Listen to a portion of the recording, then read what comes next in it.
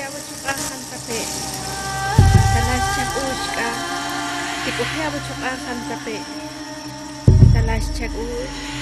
Tikufiaba chuqajan tape. Talashchak ushka. Tikufiaba chuqajan tape.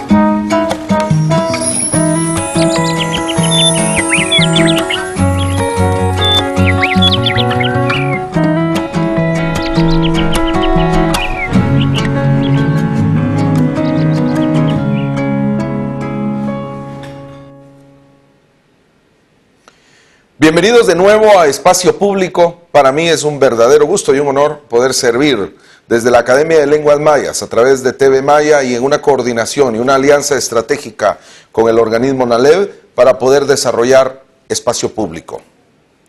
Con ser honestos basta. Lo hemos dicho, lo hemos planteado como el mensaje principal de Espacio Público, porque partimos de la reflexión de Estado, en la cual la transparencia es fundamental, la honestidad es clave para poder hacer las cosas de cara a un futuro en el cual los ciudadanos tienen un valor fundamental. Con ser honestos basta. Este año vamos a seguir precisamente con la idea de ampliar nuestras coberturas, nuestra tarea desde el corazón del país, desde los departamentos, desde las comunidades. Estamos con la idea realmente de seguir sirviendo con la pertinencia que debe de hacerse. En ese sentido, para mí, Álvaro Pop, Maya Pepchi, es un gusto ver el Estado y ver también a nuestras comunidades, a nuestro pueblo, a nuestros pueblos en esa dimensión internacional que siempre nos influye. Bienvenidos a Espacio Público. Y el día de hoy vamos a empezar el año en realidad, vamos a empezar esta nueva época de Espacio Público haciendo un análisis, haciendo una identificación de dificultades, pero también de opciones de salida del país en términos más generales.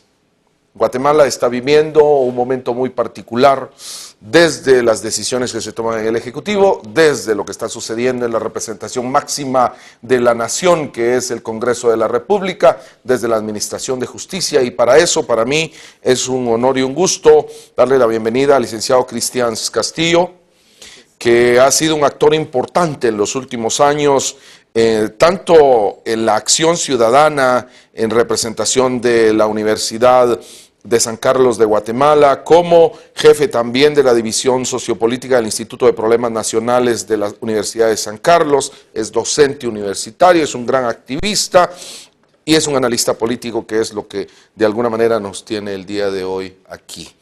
Pero en esa idea que hemos estado hablando de un país que tiene fundamentalmente una población indígena, se olvida con mucha facilidad. Hemos estado en muchos eventos, en intentos de diálogo, de reflexión, y se olvida que Guatemala es fundamentalmente indígena. Y quizás en los espacios de toma de decisión, sin el quizá, no se identifica como tal. Sin embargo, esa es nuestra Guatemala, ese es nuestro país, y en ese país, ¿cuáles serían, que fueron los hechos más relevantes que determinaron el primer año de gobierno del general Otto Pérez Molina, del año 2012, el año de nuevas acciones para algunos, de lo mismo de siempre para otros? ¿Cuáles diríamos que fueron las acciones más determinantes? Bienvenido al programa. Muchísimas gracias, don Álvaro, y agradecido por el espacio y la invitación. Un primer año que nos trae cosas nuevas, que no se habían discutido, que no se habían analizado durante periodos de gobierno anteriores. En un solo año se entra a debatir las reformas a la Constitución que vienen postergándose desde la firma de los acuerdos de paz, y que tiene una agenda pendiente principalmente de la apertura de espacios y reconocimiento de los pueblos originarios en Guatemala. En el mismo primer año se lanza a debate las reformas a la ley electoral y de partidos políticos. También se entra a debatir a nivel de país la reforma educativa, la aprobación de una importante norma que puede significar cambios en la vida de las poblaciones de la provincia, como lo es la Ley de Desarrollo Rural Integral. El debate de la corrupción, que es un debate que ha venido comiéndose a la institucionalidad pública y que está cada vez más restándole la credibilidad que desde alguna forma ya los guatemaltecos no tenemos en las instituciones públicas. En fin, un año en el que confluyen una gran cantidad de temas históricos, temas estructurales, que en un solo año pretendieron abordarse, y creo esos son los resultados que vimos el año pasado, en donde hubo mucha conflictividad en rechazo a algunos de estos temas. Vimos cómo actores se van posicionando de cara a los años que vienen, y vimos con mucha esperanza y con mucha avidez de que la cosa siga creciendo, del posicionamiento de los pueblos originarios, a raíz del 13 Bactún, mismo a raíz de las demandas de la marcha campesina, que también fue otro de los temas importantes del primer año de gobierno. Empezamos con la marcha campesina y terminamos con el cambio del Bactún. Dos situaciones muy particulares en un país muy particular en Centroamérica. Pero esas dos situaciones, ¿qué nos quisieron decir y qué sacamos como lecciones importantes del primer año en este tema? Me parece muy importante reconocer que no es la misma Guatemala de hace 20 años. Y eso era una expectativa inclusive de la comunidad internacional, cuando hubo una cierta alerta de que un exmilitar, actor de la guerra, pero también actor de la paz, llegara a presidir el Ejecutivo. Esa expectativa se generaba precisamente por una historia que no podemos borrar en nuestro país y que nos daba algunas alertas, la posibilidad del regreso de algunas acciones de fuerza desde el Estado. Sin embargo, la población no es la misma de hace 20 años. Esa marcha campesina multitudinaria, comprometida, apoyada por diferentes sectores, demostró que la sociedad guatemalteca no es la misma de hace 20 años y no se puede gobernar de la misma forma que hace 20 años. ¿Qué resultados tuvimos de ese proceso? Me parece que un primer espacio de diálogo en donde se reconoce la agenda de la lucha campesina, un espacio de diálogo donde el mismo presidente ve la necesidad de abordar personalmente la lucha de los pueblos en torno a la tierra, en torno a la seguridad alimentaria, en torno a las condiciones de vida de lo rural. Un éxito fundamental, yo creo, la incorporación de la lógica de la economía campesina a las políticas públicas de gobierno. Creo que esperábamos más, de que se lograra concretar más. Sin embargo, el presidente hizo suyo el planteamiento. Lo hemos venido viendo que se ha ido posicionando en diferentes temas. Ahora lo vemos en el Ministerio de Agricultura, que ya no ve que solamente la acción de entrega de fertilizantes es la necesaria para el desarrollo rural, sino que hay otras acciones de apoyo desde la institucionalidad pública para el desarrollo de las familias. Y hablando del desarrollo rural, ¿fracasó el desarrollo rural en términos de la ley y la iniciativa presentada por el presidente de la República al Congreso? Me parece que es una lucha latente. Va a fracasar si los actores bajan las manos. Va a fracasar si el gobierno pierde de vista que esta es la ruta necesaria para el desarrollo del país. No podemos hablar de una Guatemala desarrollada si no tenemos un área rural desarrollada y poblaciones que viven en lo rural con mejores condiciones de vida. Creo que hubo una derrota parcial. Digamos, la ley sufrió un revés desde los sectores conservadores del país, que demostraron claramente que todavía no tienen la voluntad para entrar a debatir temas tan trascendentales como el tema del agro. Una ley que no tocaba lo agrario, pero que sin embargo esa sombra sigue vigente en nuestro país y que fue en gran medida la que motivó esas oposiciones. ¿Cuáles son los temores que levanta una iniciativa de esta naturaleza? Me parece que en primera instancia el estatus y el poder en nuestro país se ha fundamentado históricamente sobre la pertenencia, sobre la posesión de la tierra. Y obviamente las oligarquías... Símbolos, statu quo. Totalmente, tiene un valor simbólico que aunque no se haga producir, la tierra representa valor en sí misma.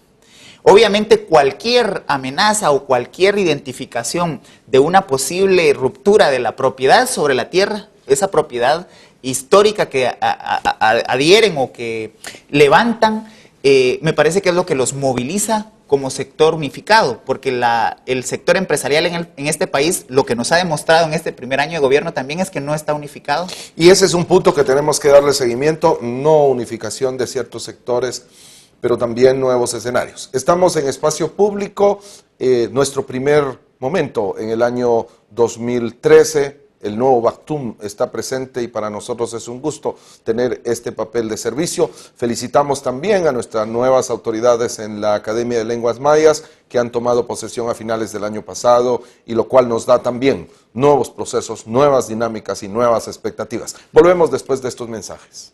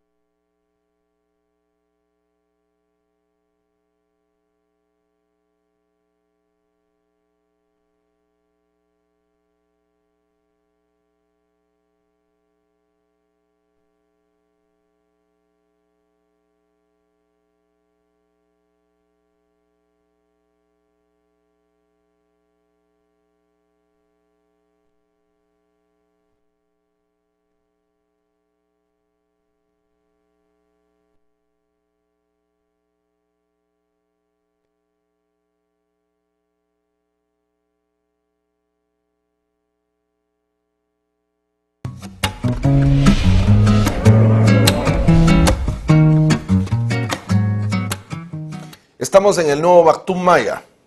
Nuestros abuelos han hecho un conteo del tiempo fabuloso. Y en este nuevo tiempo estamos empezando haciendo nuestras reflexiones y análisis de situación, de contexto, haciendo una mirada hacia atrás, viendo lo que el año 2012 nos ha dejado y preparándonos para los siguientes momentos de la vida política del país, en donde obviamente los pueblos indígenas tienen que tener un papel determinante para sus propias comunidades y para el país mismo.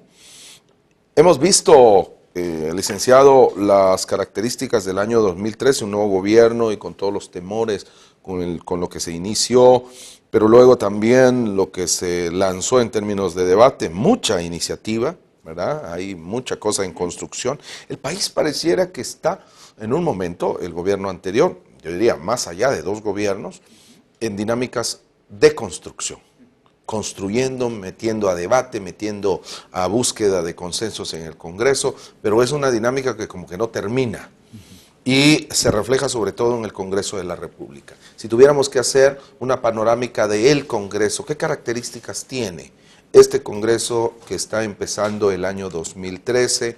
¿Cómo lo identificaríamos? ¿Qué nos cuenta el Congreso? Bueno, una séptima legislatura, 7 periodos legislativos, una séptima legislatura donde se ve claramente que hay nuevos actores, pero viejas prácticas. 90 nuevos diputados. Es una buena manera de llamar al Congreso de la República actual, ¿verdad? Realmente un Congreso muy joven en cuanto a volumen de nuevos congresistas, 90 nuevos diputados. Que representaron en sus inicios de la séptima legislatura una esperanza. Se hablaba de que era renovar prácticas en el Congreso, esperanza que se ha ido agotando a lo largo del primer año de la séptima legislatura. Hemos visto claramente que las prácticas del pasado se siguen utilizando. El tema de las interpelaciones ha perdido su razón de ser, que era la fiscalización del legislativo hacia el ejecutivo. Eso se ha perdido y se ha convertido la interpelación en la forma de detener la dinámica del Congreso para negociar con el Ejecutivo. Hemos visto también con mucha pena cómo se sigue... Pero que eso no necesariamente es malo. De hecho, se ha dicho siempre que la política es el arte de la negociación. Efectivamente, la negociación es positiva. El problema es cuando la negociación se convierte en un círculo de nunca terminar. De una transacción. En una espiral sin fin que termina solo cuando se obtiene lo que se quiere, digamos. Vimos en el gobierno anterior cómo el partido actual, el partido oficial, el Partido Patriota, era el que solicitaba las interpelaciones. Vimos interpelaciones de más de 180 días, cuando por ejemplo se interpelaba al ministro de Gobernación del gobierno anterior. Esa dinámica, ahora ellos en el gobierno, ahora ellos siendo el partido oficial, la enfrentan frente a un aprendiz muy efectivo, como lo ha sido el partido líder. Ahora es el partido líder que imita las acciones del Partido Patriota en el gobierno anterior. y claro está, sin un proyecto claro, un proyecto político de país claro, sino más bien para negociar y transar. Para algunos era desgastante, aburrido, inoperante, sin resultados, esos largos cuestionamientos e interpelaciones. Y algunos analistas creyeron que iba a ser un desgaste para el partido de cara a las elecciones. No sucedió así, ganó. Efectivamente. ¿Eso puede suceder ahora? ¿Seguirá la misma tradición que coloca al Congreso de la República en una posición de antipatía ante la población? Eso es muy obvio, digamos, en las encuestas recientes vemos cómo es el Congreso el que sale peor calificado de las instituciones públicas. Está en el último puesto de la aceptación o de la aprobación del trabajo realizado durante el primer año de las nuevas autoridades. Y esto es negativo, puesto que el Congreso se ha venido convirtiendo en un poder de Estado central, fundamental, que en algún momento compitió con el poder del presidencialismo histórico, que puso en alguna medida a algunos presidentes en jaque, digamos, los mantuvo a raya. Sin embargo, ahora vemos una confrontación muy directa entre un presidente fuerte, un presidente con un estilo de gobierno muy directo, donde él participa directamente, y un Congreso rebelde, un Congreso fraccionado, dividido, que busca entrampar los proyectos del presidente. El año pasado, el resultado fue de los 34 decretos, me parecería que por lo menos un 60% fueron decretos que le interesaban al Ejecutivo. Lograron, digamos, impulsar sus temas prioritarios, pero esto gracias a que eran la bancada mayoritaria, 63 votos dentro del Congreso. Era muy fácil negociar con otras bancadas minoritarias para lograr llegar a los 80 votos de la mayoría simple o a los 105 votos de la mayoría calificada. En ambos casos, el ser la bancada mayoritaria les permitía esas negociaciones. Vimos inclusive a la oposición, al partido líder, votando a favor de algunas propuestas de ley del Ejecutivo. Sin embargo, para este segundo año de la legislatura, las fuerzas dentro del Legislativo han cambiado. El transfugismo se ha exacerbado al extremo. 56 diputados de la actual legislatura se han cambiado de partido. Algunos diputados hasta 4 veces. La diputada Leslie Hueso, por ejemplo, ayer sorprendía nuevamente que ya va a transitar a una cuarta bancada.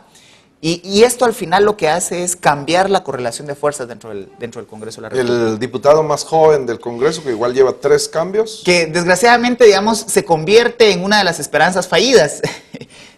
Un espacio para la juventud, un legislador que pudo haber impulsado una agenda para la juventud que tanto se necesita en este país, un país en el que más del 70% de la población tiene menos de 30 años. Sin embargo, un jovencito, muy joven, reproduciendo prácticas del pasado, de una legislatura que poco a poco vemos cómo se entrampa. ¿Qué podemos esperar del Congreso en ese sentido? Hay muchos cambios, el panorama, como recién acaba de mencionar, se ve cambiado. No tenemos, digamos, el mismo Congreso que entró, pero como tampoco hay disciplinas a conciencia en términos partidarios, sino más bien manejos particulares. ¿Qué podemos esperar de este Congreso pensando en la agenda, 1, y 2, pensando también en las nuevas comisiones que van a tener que definir en los próximos días? Empezamos el año con un Congreso entrampado, 7 interpelaciones, pedidas 5 de ellas por el partido líder, UCN y creo otras 2 más. Esto a la larga va a definir la dinámica del Congreso por lo menos durante el primer trimestre. No preocupa en extremo las interpelaciones solicitadas por el partido líder porque es su instrumento de negociación. Vimos que el año pasado igualmente tenía 8 interpelaciones y quita las 8 en una sola negociación, es decir, libera la agenda legislativa. Esperaríamos que esa acción se pudiera dar para impulsar la agenda de temas importantes que quedaron pendientes del año pasado. Obviamente también la lucha por los espacios dentro del Congreso de la República va a definir este primer trimestre. Bien refería el tema de la definición de las presidencias de las comisiones, 44 comisiones del Congreso. Y esto pues incide en qué decisiones se toman a nivel de producción legislativa. Algo que hay que ponerle mucha atención y que ya está generando, digamos, varios descontentos es el tema de la Asamblea Nacional del Partido Oficial. hemos visto cómo esas tensiones dentro del partido oficial por poder estar en los primeros puestos para las elecciones del 2015 a nivel distrital, ha llevado a algunos diputados a salirse del partido oficial y buscar partidos donde puedan encabezar los listados. Sin embargo, el día de hoy trasciende un tema importantísimo, que es cómo dentro de las pugnas del partido quedan 6 departamentos. Fuera de la convocatoria. Fuera de la convocatoria. Vamos, esas dinámicas políticas que las vemos a nivel de partido tienen una consecuencia en la dinámica del legislativo. Obviamente hemos visto cómo el oficialismo ha ido perdiendo, digamos, el control de este importante poder de Estado. Más rápido que en ejercicios de gobierno anteriores, es normal este tiempo. ¿Nos dice algo en términos de posibilidades de lo que suceda en el futuro? Me parece que lograron un primer año estable, un primer año donde lograron mantener una disciplina de voto en su bancada oficial, más que en gobiernos anteriores. Si recordamos, por ejemplo, el partido... En el primer año ya habían problemas. Ya había un fraccionamiento muy fuerte. Recordamos, por ejemplo, la salida de Manuel Valdizón al momento de tomar posición en la 6ª legislatura. Se sale una facción completa de la UNE y forman su propia bancada, la bancada líder, ahora partido. Sin embargo, me parece que esa disciplina que habían logrado durante el primer año, a pesar de los dimes y diretes, a pesar de la demanda de los diputados distritales de cambiar al subjefe de bloque, de crear nuevas subjefaturas dentro del bloque, esas luchas internas se van reflejando en el debilitamiento de la bancada oficial. Va a ser un 2013 diferente a partir de esa Asamblea Nacional. Vamos a ver posiblemente una salida masiva de diputados. ¿Una disminución del presidencialismo? Esperaríamos que en gran medida, digamos, haya un mejor equilibrio de poderes entre ejecutivo y legislativo. Una preocupación que se ha visto en la tensión entre la relación de estos dos poderes es cómo desde el ejecutivo se busca un debilitamiento en el imaginario social, en la opinión pública, del legislativo. Y esto es riesgoso porque en algunos sectores del mismo Congreso ya se habla de depuración, que posiblemente el presidente busque llevar al Congreso a un nivel ¿Tiene posibilidades eso? De desgaste. Bueno, yo creería que más que un llamado a la depuración, podría ser buscar un cambio de las correlaciones de fuerzas internas para promover un proyecto histórico que vimos truncado cuando el presidente decide postergar el debate de las reformas constitucionales. Ese me parece que era el gran proyecto del presidente. Sin embargo, ante la decisión de tenerlo que postergar, él tiene que buscar otras rutas. Y obviamente controlar el Congreso es un tema fundamental para ese proyecto histórico, para no tener que enfrentar en el 2015 unas elecciones sin posible relevo, que no lo tenemos muy claro, digamos, para dónde el partido oficial va a dirigir sus candidaturas, o una elección en 2015 donde pase a ser uno de los partidos más que llegó al gobierno, que no trascendió y que pasa a la historia sin mayor pena ni gloria. ¿Y la agenda del nuevo presidente del Congreso, hacia dónde, qué prioridades podemos percibir que tiene? El nuevo presidente, digamos, y pues, deberíamos remitirnos a la elección del nuevo presidente. Una elección de un personaje que nunca se oyó como interesado en llegar a la presidencia del Congreso. Más bien hubo 6 diputados del Partido Patriota que manifestaron, algunos inclusive iniciaron... Un gallo tapado. Ciertamente. Iniciaron su campaña, demostraron su intención y de la noche a la mañana una decisión tomada en conjunto la bancada oficial con el presidente y la vicepresidenta nombran a Pedro Moadi, un diputado nuevo, sin experiencia, sin mucha intención de diálogo, se le ha visto, digamos, en posiciones radicales, en posiciones a veces confrontativas, que dentro de sus primeras declaraciones manifiesta abiertamente estar en contra de la Ley de Desarrollo Rural Integral. Es decir, un actor de poderes tradicionales, de capital tradicional, que obviamente enfrenta a un Congreso muy dividido, muy fragmentado, en donde el consenso es fundamental. Esperamos que se logre desde la instancia de jefes de bloque introducir las iniciativas de ley de interés social, porque de lo contrario vamos a ver la prioridad de la producción legislativa centrada en aquellas leyes que benefician al sector empresarial. En el tema de las comisiones, ¿qué criterios van a prevalecer en el Congreso de cara a esta negociación? Estamos viendo un contexto de negociaciones, de denuncia, de descalificación. Pero ¿qué criterios en el tema de las comisiones? ¿Qué podemos prever? Por ejemplo, finanzas es casi por tradición del partido oficial, y luego hay toda una serie de discusiones alrededor de los otros para poder establecer decisiones de quién los encabeza en términos de presidencia. Pero, ¿qué podemos prever? ¿Va a ser pura negociación o hay algunos criterios que se imponen? Deberíamos de iniciar con esta pregunta reconociendo que la mejor y mayor producción legislativa se da en las comisiones. A pesar, digamos, de que el Pleno esté entrampado, a pesar de que el Pleno pueda estar sin producción legislativa, las comisiones sí mantienen una dinámica ágil, una mecánica muy acelerada. Y eso lleva a que sí haya resultados en el trabajo de comisiones. ¿Qué comisiones podemos evaluar? ¿Qué podemos decir de las comisiones que han trabajado o cuáles son los resultados que vemos en términos del trabajo de comisiones? Porque efectivamente la población pareciera que no le da mucha importancia y los medios no le dan mucha cobertura. Pero, ¿qué ha hecho y cómo evaluamos el trabajo de las comisiones? Podríamos centrar el trabajo de las comisiones en 5. La Comisión de Finanzas, que obviamente tiene un trabajo muy dinámico, además muy exigido desde el Ejecutivo, porque es ahí donde se aprueba el dictamen que sirve para aprobar el presupuesto del año siguiente. Además tiene que ver con todo el tema de los préstamos. Es una de las más dinámicas. Luego vemos a la Comisión de Puntos Legislativos de Asuntos Constitucionales, que también ya unos 3 años atrás ha venido teniendo una dinámica muy acelerada. Es ahí donde se conocen importantes leyes, no solamente en materia constitucional, sino se ha convertido en la comisión que permite que se conozcan, se dictaminen las iniciativas de ley y vuelvan al Pleno para su aprobación. Obviamente, el año pasado tuvo un trabajo muy importante la Comisión de Asuntos Electorales en torno al debate de la reforma a la ley electoral y de partidos políticos, que desgraciadamente esperábamos que pudiera desde el año pasado entrar a debate en el Pleno. Sin embargo, los trabajos se fueron postergando. Se quedó en lo de las audiencias públicas, y efectivamente vamos a seguir hablando de las comisiones porque es el segundo tema importante que estamos tratando en este inicio del año 2013. Volvemos después de estos mensajes.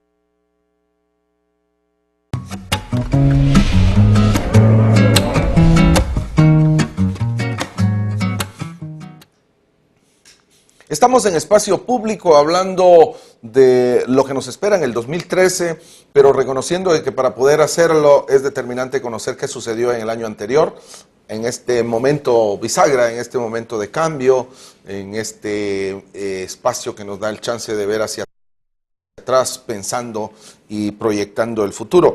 Estábamos en las comisiones del Congreso de la República haciendo una evaluación de cómo se comportaron y reconociendo de que es el lugar en donde más se trabaja, diría yo, porque además ahí se cumple el papel de del diálogo con los funcionarios, que a veces no es diálogo, a veces incluso es una verdadera falta de respeto mutuo y muy complicado. Pero en el tema de pueblos indígenas en general, el Congreso de la República es la resonancia en algunos casos, esperemos que en todos los temas, pero en el tema de pueblos indígenas se dio algún tipo de reconocimiento del tema, hay algún tipo de avance en el tema específico que es el que nos llama poderosamente la atención. ¿Qué sucedió en el Congreso de la República en el año 2012? En la Comisión de Pueblos Indígenas hay que rescatar el trabajo realizado sobre el tema de reforma constitucional. Me parece que fue una de las comisiones que logró canalizar y juntar una serie de propuestas alternativas a la del presidente que planteaban precisamente las demandas y los intereses de los pueblos indígenas. En esta comisión hubo un amplio debate, hubo participación de diversos sectores organizados, de diversas instituciones especializadas, y me parece que fue un trabajo que demuestra la necesidad de que el Congreso tenga canales de comunicación con su población, con sus representados. Esta apertura al diálogo con la ciudadanía la hemos visto en la Comisión de Pueblos Indígenas, también en la Comisión de Asuntos Constitucionales y Puntos Legislativos, que son comisiones que se han atrevido a abrir las puertas del Congreso y a dialogar y negociar con la gente, que es una actitud fundamental. Sin embargo, me parece que son comisiones que todavía son vistas dentro del mismo Congreso con una baja cuota de poder. El nivel de incidencia, por ejemplo, en cómo se definen los temas de la agenda legislativa, todavía es un tema pendiente. Es algo sobre lo que hay que trabajar, mejorar la correlación de fuerzas de la Comisión de Transparencia, de la Comisión de Pueblos Indígenas, de la Comisión de Cultura, que pueden impulsar una agenda conjunta para incidir en lo que se aprueba ya en el Pleno. ¿Qué sabemos de la Comisión de Cultura? De cultura muy poco, realmente le dan más énfasis a los temas de deporte. Vimos, por ejemplo, el gran boom que se le dio en torno al tema de Barrondo, pero hubo, digamos, poca presencia y pocos resultados ante un hecho tan trascendental como fue el Bactum, el 13 Bactum, que en gran medida no logró convertirse en una producción legislativa con énfasis hacia los pueblos indígenas, que tan necesario es. Me parece que las comisiones, insisto, son los mecanismos a través de los cuales la ciudadanía se puede acercar a una instancia de Estado muy debilitada en la opinión pública, con mucho rechazo por los escándalos de corrupción, por las payasadas que se dan a veces dentro de la dinámica legislativa, que al final es lo que vemos y de lo que nos enteramos. Pero hay otros canales y hay otra producción legislativa que me parece que se convierte en el horizonte inmediato, en la posibilidad de proyectar intereses de la población hacia el legislativo. Tengo la impresión de que el descalificar al Congreso por estas muy bien denominadas payasadas o actitudes poco maduras de los mismos congresistas, reconociendo de que es la plataforma de expresión, de representación de la nación guatemalteca en términos generales, es criticable. Sin embargo, hay dos reflexiones aquí que me gustaría escuchar su opinión. Una es que todos los congresos del mundo tienen lo mismo. Y dos, es que efectivamente no podemos esperar cosas diferentes de representantes que igualmente son humanos y que igualmente tienen un contexto en el cual la sociedad los empuja a que mucho de sus actitudes las desenvuelvan cada vez con mayor confianza. ¿Esto es normal? ¿Qué debe de cambiar? ¿Cómo podemos controlar para mayor efectividad y no avergonzarnos por cosas que en realidad son naturales, pero que también necesitamos ejemplos mejores? Ese es un excelente llamado de atención, don Álvaro, porque en todos los congresos del mundo se dan este tipo de expresiones que llaman la atención de la opinión pública. En Japón vimos un par de congresistas que se agarran a golpes dentro del hemiciclo parlamentario. En España vimos un diputado que se lanza desde el segundo piso para poder ser escuchado y casi pierde la vida. Es decir, no son expresiones únicas de nuestro Congreso. Sin embargo, la responsabilidad debe ser de los ciudadanos de ver estas acciones con otros lentes. Porque habitualmente nos hemos acostumbrado a ver y a concentrarnos en la acción de escándalo. Pero por lo regular, detrás de esa acción de escándalo hay una aprobación importante de bonos o de algún negocio o de algún nombramiento. Y me parece que el gran reto que tenemos como sociedad civil es precisamente dejar de lado esos episodios de payasismo, de acciones así muy estrepitosas, estruendosas, y tratar de identificar qué es lo que está sucediendo y el interés que está detrás. Por otro lado, me parece que los congresos cumplen una importante función de negociación, de representación, pero sobre todo de lucha de intereses. Yo al final prefiero ver a un par de diputados que en el hemiciclo pueden llegar hasta empujones, pero que no las poblaciones o los intereses que representan lleguen a confrontarse directamente. Es decir, es mejor que nuestros representantes lleguen a ese tipo de expresiones que sea la sociedad. Y esos choques también son aparentes, don Álvaro, porque cuando vemos, por ejemplo, las fotos de cuando celebran sus cumpleaños, en el Congreso los vemos tirándose papeles, agua, tratando de electrocutarse, pero los vemos ya en las celebraciones abrazados, que salen en las fotografías en un ambiente muy cordial. Me parece que las luchas, las divergencias, las divisiones no son absolutas, don Álvaro. Me parece que ellos muestran esa cara de confrontación porque en alguna medida representan intereses, pero entre ellos mismos se van cubriendo. ¿Cuáles son los intereses que están prevaleciendo en este Congreso? ¿A qué están respondiendo? Y en consecuencia, ¿qué podemos esperar? Desgraciadamente, don Álvaro, lo que más se ha hecho evidente son los negocios. No solamente en el Congreso, lo hemos visto en el Ejecutivo, lo hemos visto en diferentes niveles de la institucionalidad pública, cómo se le ve al Estado como una fuente de acumulación de riqueza. Los funcionarios ya no tienen el interés de llegar al Estado para servir y para cumplir la función de las funciones que le mandan al Estado la misma Constitución, sino llegan para hacer negocios, llegan para adjudicar medicinas, para buscar la protección de las empresas que le venden los fertilizantes al Estado, para la obra gris, etc. Esto ha continuado el acelerado proceso de desgaste del Congreso y de otras instancias de Estado que vimos el año pasado con los escándalos mediáticos muy fuertes, por ejemplo el caso de Fonapaz, luego lo vimos en el caso de la portuaria Quetzal, que se da precisamente dentro del Congreso de la República, y ese yo creo es uno de los temas que debe atacarse de fondo, debe entrarse a abordarlo de una manera seria, de una manera en la cual los mismos diputados vean el nivel de desgaste que les está generando ese tipo de escándalos. Es decir, no hay un interés, no hay un poder, un sector con ciertas capacidades de poder que prevalezca en este escenario, sino es un poco de alboroto. Efectivamente, hemos visto cómo no hay un solo actor político que tenga todos los votos a su favor, como lo veíamos en congresos anteriores, por ejemplo, cuando se hablaba de las famosas aplanadoras, la aplanadora María durante el gobierno de Arzula, la Azul durante el gobierno del expresidente Portillo, que fueron expresiones muy graníticas de sectores específicos de la sociedad. Hoy no lo vemos así. Digamos, el mismo Partido Patriota tiene una serie de expresiones políticas dentro de su misma bancada. Vemos cómo ante la Ley de Desarrollo Rural se activó el grupo de diputados que defienden los intereses de CACIF o de las cámaras, por ejemplo. También ahí mismo vimos diputados distritales que venían de otros partidos, del FRG predominantemente, un Iván Arévalo, un Arístides Crespo, que mantienen una dinámica más sobre la base de los intereses locales, porque eso a ellos los convierte en caudillos y que controlan a sus respectivos distritos. Y así lo vemos, que los intereses están fragmentados, las bancadas no votan de manera disciplinada.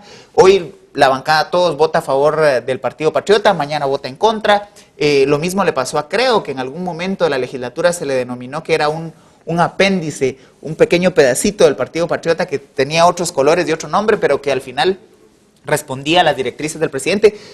Es un Congreso como nunca lo hemos tenido antes, realmente con exceso de transfugismo. Ahora los métodos para retrasar la agenda legislativa es romper el quórum, se salen. Cuando van a discutir un tema tenso, un tema que le interesa a algún sector y a otro no, pues simplemente se salen del hemiciclo, rompen el quórum y hay que parar la sesión. O las recientes denuncias que se dan, inclusive que el mismo presidente las hace, de la compra de diputados, que ya son, digamos, extremos que tergiversan la función del legislativo y que contribuyen a hacer perversa la labor de representación tan importante que llevan adelante los legisladores. Y todo esto que sucede en el Congreso, ¿qué tanto le importa a la población? ¿Hay un interés, hay una vinculación a su vida en términos de ciudadanía, en términos de decisiones que le van a afectar, en términos de su economía? ¿Realmente le interesa a la población o lo ve como ver espectáculo y entretenimiento? Me parece que ese es de los pasos que se han ido dando en nuestra cultura política. Me parece que es ahí donde se pueden identificar algunos logros de nuestra cultura, del desarrollo de nuestra cultura política. Algunos avances. Algunos avances. La sociedad identifica al Congreso como un área en donde hay que hacer incidencia desde la sociedad civil. es el Congreso donde uno puede decir, bueno, nuestras demandas las podemos posicionar y las podemos llevar a feliz término en una producción legislativa que puede ser a través de una ley, o puede ser a través de la fiscalización de una política pública, o puede ser a través de la redistribución de presupuesto del Estado. Poco a poco el Congreso ha ido recibiendo presiones más directas de la población. Vemos ya las manifestaciones, ya no se dan en casa presidencial. Exclusivamente. Van exclusivamente, claro, siempre hay, pero van y toman el frente del Congreso. Vimos, por ejemplo, en la legislatura anterior cómo el movimiento de pobladores prácticamente se pasó a vivir al frente del Congreso. Es decir, se reconoce, a pesar del desgaste que tiene en la opinión, la importancia de este poder de Estado. Y obviamente me parece también está generando un acercamiento de los ciudadanos a sus representantes. Ese es uno de los elementos de fondo de la reforma electoral.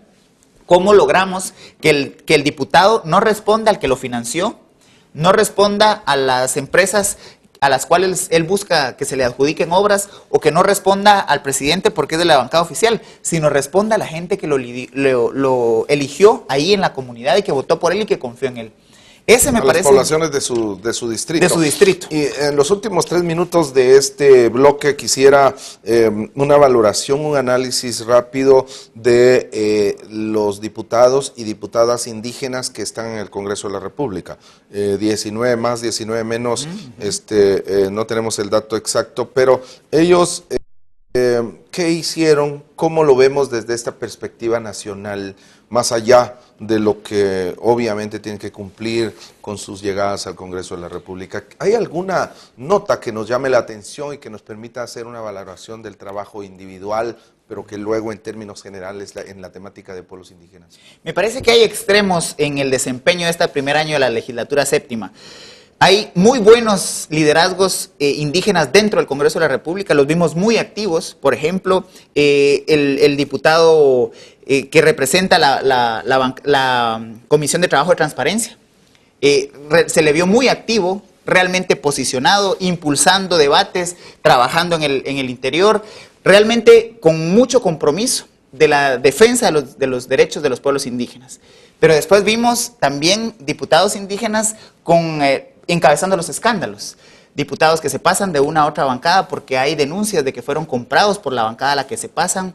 Y bueno, y así vimos extremos. Me parece que el gran reto para lo que queda de esta séptima legislatura, don Álvaro, es cómo unificar una agenda de pueblos indígenas dentro del Congreso de la República. ¿Y eso es posible? Me parece una responsabilidad. Más que una posibilidad, es una responsabilidad.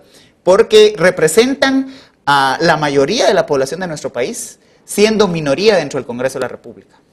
Eso los debe obligar a tratar de encontrar sus agendas y tratar de impulsar una agenda mínima que beneficie a los pueblos indígenas, más allá de los intereses de partidos que representen, más allá inclusive de los intereses personales que obviamente mueven a muchos legisladores. Que mueven siempre. Vamos a regresar para hablar de 2 temas que son importantes en la vida del país y desde el Ejecutivo. El tema de seguridad y el tema de política exterior. Volvemos después de estos mensajes.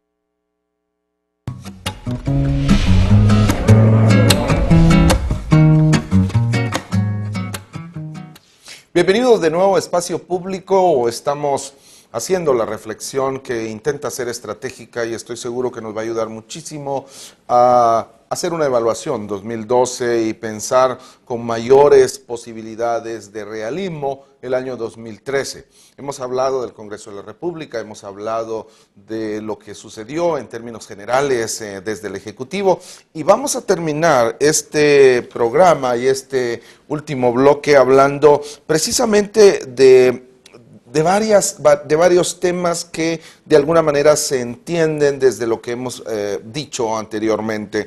Me acompaña en esta oportunidad el licenciado Cristian Castillo y todo esto que vimos desde el Ejecutivo, desde el Legislativo, no hemos hablado del Judicial y creo que va a ser un tema que vamos a tratar en otro programa, pero la cotidianidad.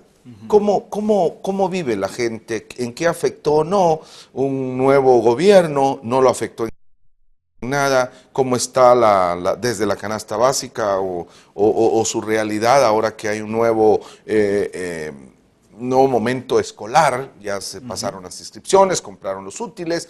¿Qué tenemos?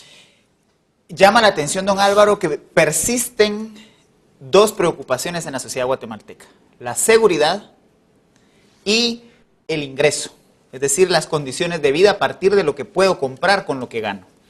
En la primera, que es el tema de seguridad, curiosamente, a pesar de ser la principal propuesta de campaña que lleva el actual gobierno a presidir el Ejecutivo, a pesar de todas las acciones que se vieron durante el primer año, un activismo en seguridad muy fuerte, fuerzas de tarea, operativos combinados, una serie de acciones que vimos que se estuvo haciendo cosas. A pesar de eso, no se reduce la incertidumbre de que salgo de mi casa y puedo ser asaltado, o puedo recibir una bala perdida, o puedo quedar en medio de fuego cruzado de dos organizaciones criminales. Es decir, la población se sigue percibiendo insegura. Este inicio de año fue terrible, la muerte de las señoras y de las dos niñas, todos los temas de inseguridad de nuevo al escenario de primerísimo nivel.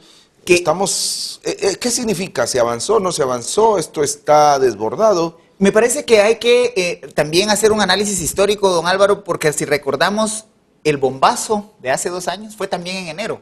Enero me parece que es un mes muy propicio para la incertidumbre. Y obviamente algunos actores sociales, en este caso criminales, buscan generar esa ansiedad y esa incertidumbre porque la espiral precisamente se dispara luego de los resultados que fueron presentados por el presidente en su informe a la Nación. Hay que leer, digamos, la inseguridad en dos vías. Una primera vía, que son todos los problemas estructurales que han llevado a que el país y nuestra sociedad sea una sociedad violenta, una sociedad que prefiere resolver los conflictos a través de una bala o a través de una confrontación a puños o a través del choque directo, como lo vimos, por ejemplo, de estos dos pilotos que por discutir un choque vial, uno de ellos recibe una bala en el cráneo. Esa es como que la tendencia histórica, pero también debemos reconocer que hay una tendencia coyuntural en donde los aparatos criminales han venido ganando mucho espacio en nuestro país, en donde ahora vamos a un centro comercial o estamos en el centro de la plaza pública del municipio y vemos cómo llega algún vecino con 6, 7 seguridades, estamos en el cine y entra alguien que lleva su seguridad personal, funcionarios públicos, empresarios y, por qué no decirlo, posiblemente algunos criminales, que han visto en la seguridad privada una forma también de ir debilitando la seguridad individual, porque usted y yo que no andamos en carro blindado, que no cargamos seguridad pública, al estar en un espacio donde confluyen varios actores de estos, podemos quedar fácilmente en fuego cruzado. La seguridad sigue siendo un gran reto para el Estado. Hay una diferencia entre lo que sucede en el interior del país, especialmente en el área rural, y lo que sucede en las áreas urbanas. Obviamente, las expresiones de inseguridad son distintas. Mientras en lo urbano nos preocupa mucho el robo de celulares, el robo de casas, el robo de vehículos, en el interior vemos cómo grupos criminales se enfrentan con lujo de fuerza, con armamento pesado. Zacapa, por ejemplo, fue una expresión durante el año pasado de varios enfrentamientos entre grupos criminales, en donde la población civil queda en medio de ese fuego cruzado de estos ejércitos privados. En el interior la seguridad también está más asociada a lo económico, don Álvaro. Las condiciones de vida, el poder satisfacer las necesidades inmediatas. Y es ahí donde cobra importancia nuevamente los logros muy modestos en materia de desarrollo económico.